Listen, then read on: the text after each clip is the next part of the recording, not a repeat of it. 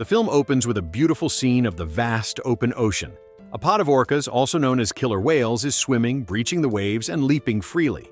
This idyllic scene is soon shattered when a group of men in boats, who have been watching the whales with binoculars, start their engines.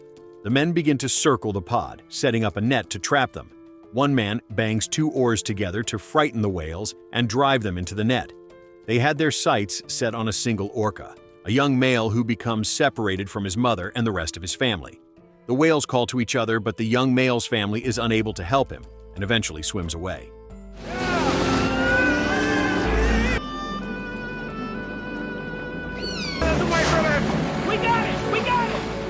Elsewhere, the audience is introduced to Jesse, a 12-year-old boy, and 3 other orphans who are living on the street and trying to survive. They beg for money from strangers, claiming it is for bus fare to get home. Later, they pull the money together and realize it is not enough to buy the food they want. Starving, they resort to stealing food whenever they can. Their first target is a restaurant, where they grab whatever they can before running away. They even go so far as to steal a wedding cake from the back of a van. Later that night, the kids are relaxing at a skate park, enjoying their stolen goods. It is now dark, and they briefly discuss their pasts, revealing that they were left by their parents and were part of the foster care system. They split up when a cop car with blaring sirens appears. Jesse and his friend Perry run away together, seeking refuge in a shed. When they open the doors, a silent alarm begins to flash. As they explore the shed, they spray graffiti on the walls. Suddenly, Jesse hears a strange noise. A flash of lightning reveals the face of a large whale, momentarily startling him. He runs away but returns for a closer look. He gets a better view of the killer whale, but a few seconds later, the police arrive, drawn by the alarm. Jesse tries to flee, but a police officer grabs him and throws him to the ground. The next day, a social worker and guardian figure named Dwight picks up Jesse. Dwight reads Jesse's charges, which include breaking and entering, malicious mischief, vandalism, and resisting arrest. Dwight tells Jesse that he is lucky to have avoided court and warns him that if he continues his bad behavior, he will end up in juvenile hall. Dwight explains that Jesse's probation requires him to clean up the mess he made at the adventure park. He adds that his new parents are ready to take him in, despite his criminal activity. Jesse asks Dwight if anyone has heard from his mother, but Dwight says no one has heard from her in 6 years. Dwight then takes Jesse to his new home. The new parents, Annie and Glenn, introduce themselves. Annie takes Jesse inside while Dwight and Glenn fill out paperwork. At dinner, Annie tries to get to know Jesse, but he says that he is not interested in talking. Instead, he piles his plate high with food. Glenn asks Jesse what he is into, and Jesse rudely replies that he does not like to talk while he is eating. Later that night, Jesse is shown his new room. He is given some clothes and other items.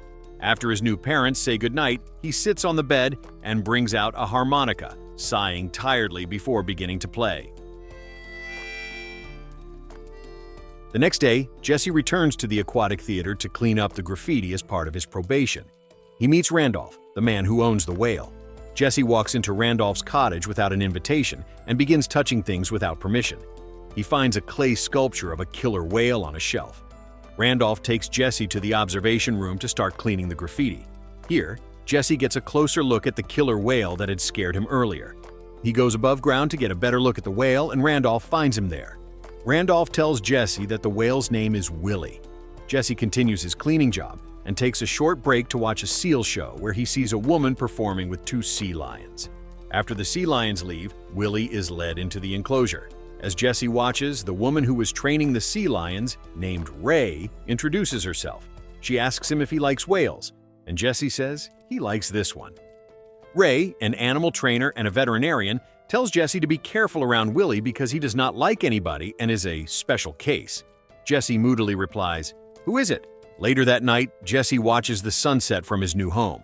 Glenn comes out to speak to him and tries to bond with him, but Jesse shrugs him off. Glenn tells him some rules, such as being home at a certain time and telling them where he is going.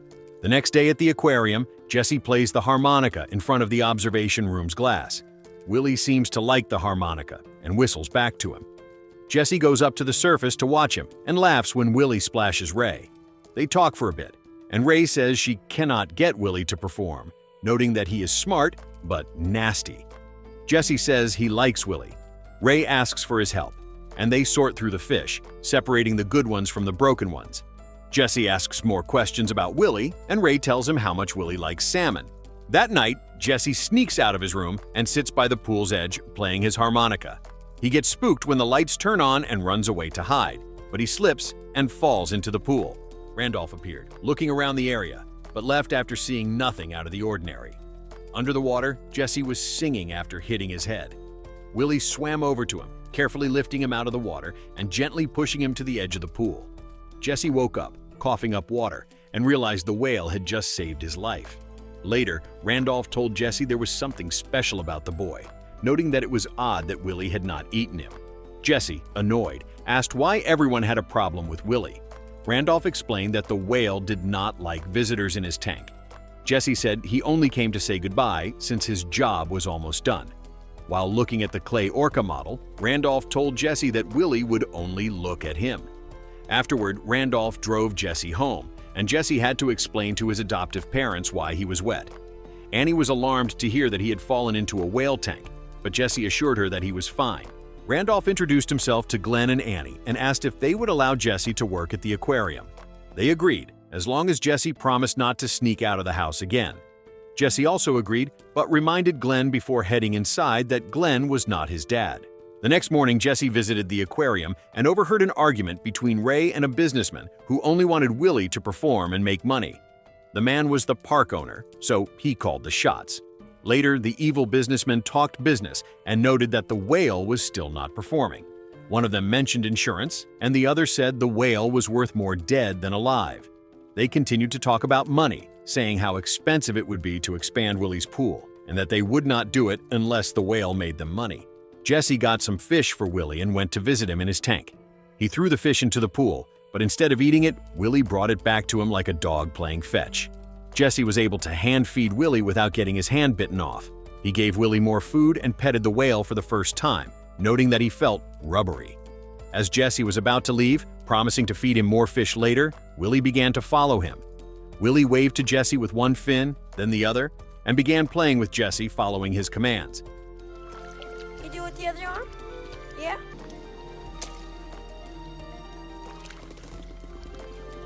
Oh, I can do that too.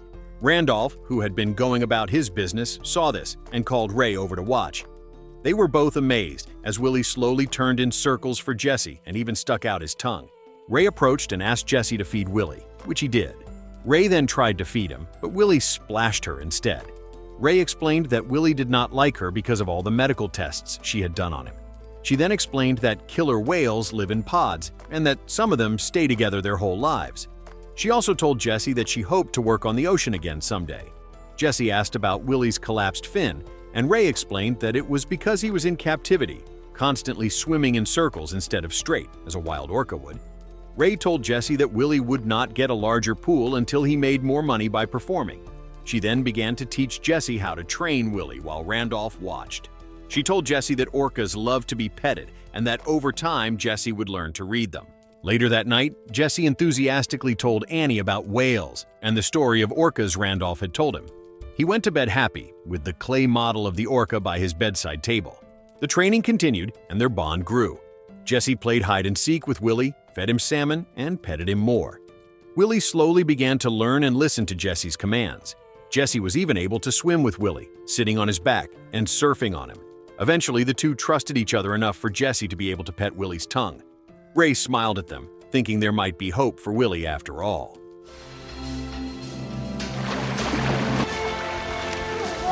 Here we go.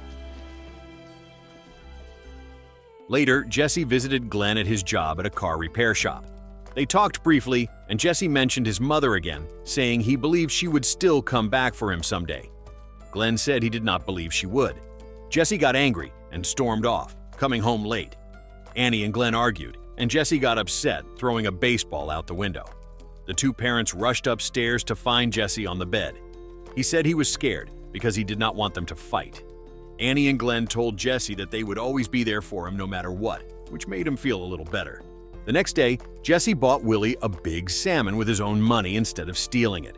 He told Willie that he had used all his pocket cash to buy it.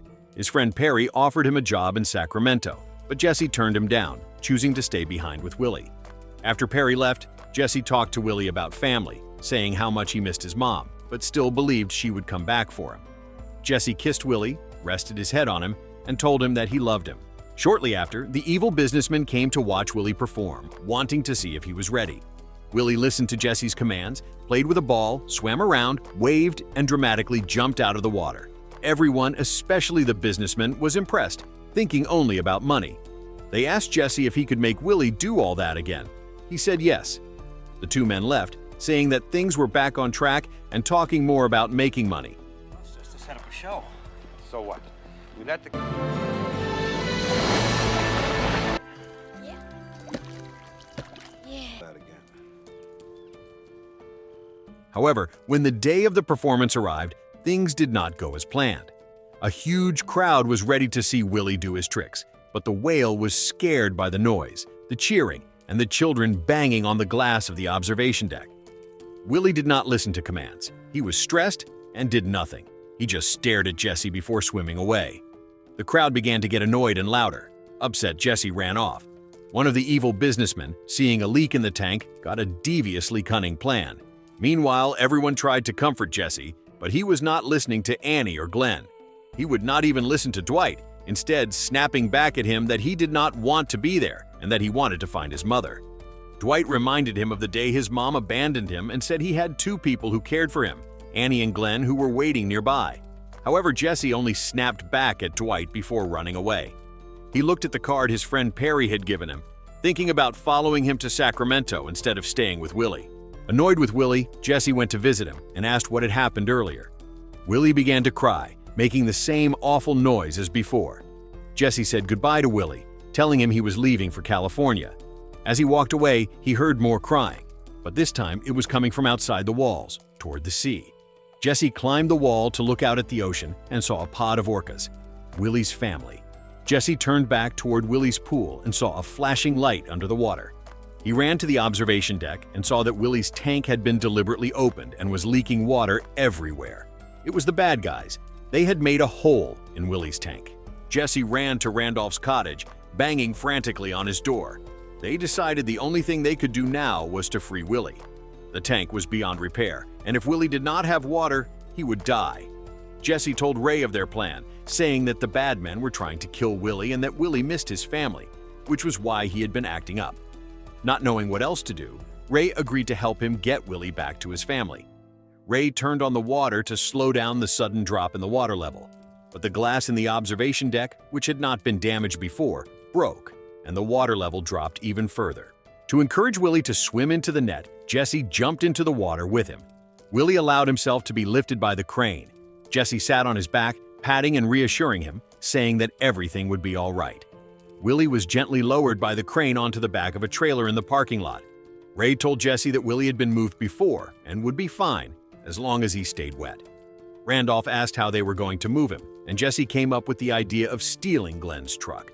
Randolph was on board with the idea, and they successfully stole the truck.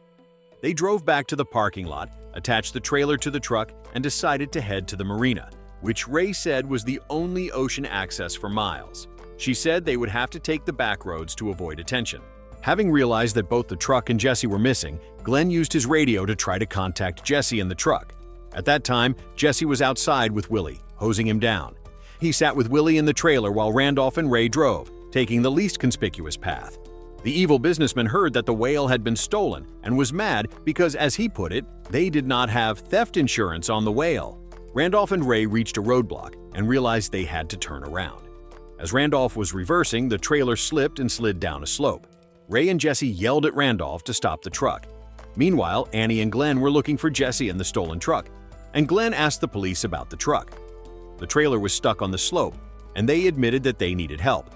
Jesse called Glenn using the truck's radio, and the two immediately drove to him. Jesse begged Glenn to help him, saying that if he did not, Willie would die. Glenn and Annie agreed to help with the crazy plan. They managed to get the trailer off the slope using a winch and continued their journey to the marina. They stopped briefly at a car wash to make sure Willie did not dry out. They continued to drive, and by the time they reached the marina, the sun had come up. Glenn slowed the truck down, seeing men standing before it, ready to stop them. One of them was the evil businessman. Jesse shouted to Glenn to hurry, and Glenn complied, speeding up and smashing straight through the gates. They reached the water's edge and managed to reverse the trailer into the water. They got Willie inside just as the bad guys reached him. Glenn fought them off, protecting Jesse, and Willie was able to get into the water. But before he could reach the open sea, his escape route was blocked by two boats that trapped him using nets, just like the ones they had used to catch him in the first place. Jesse got out of the water and ran to the wall. He briefly said his goodbyes to Willie, telling him he loved him and would miss him. He stood atop the wall and told Willie that he believed in him. Willie swam to the bottom, gaining speed as he prepared to leap. He jumped, leaping over Jesse and the wall, back into the ocean on the other side. This iconic scene is one of the most memorable moments in cinema history. Hurry, Willie, hurry! Thanks a lot. Willie was now free and reunited with his family. Jesse celebrated this bittersweet moment and thanked Glenn and Annie, giving them a hug. The movie Free Willy was released in 1993, directed by Simon Windsor and distributed by Warner Brothers Pictures. The film starred Jason James Richter as Jesse, while Willie was played by Keiko, the orca. Keiko was eventually released back into the wild thanks to the film he starred in. So, what did you think of the movie? Leave it in the comments below, and if you enjoyed the video, please like and subscribe for more movie recaps. See you in the next video.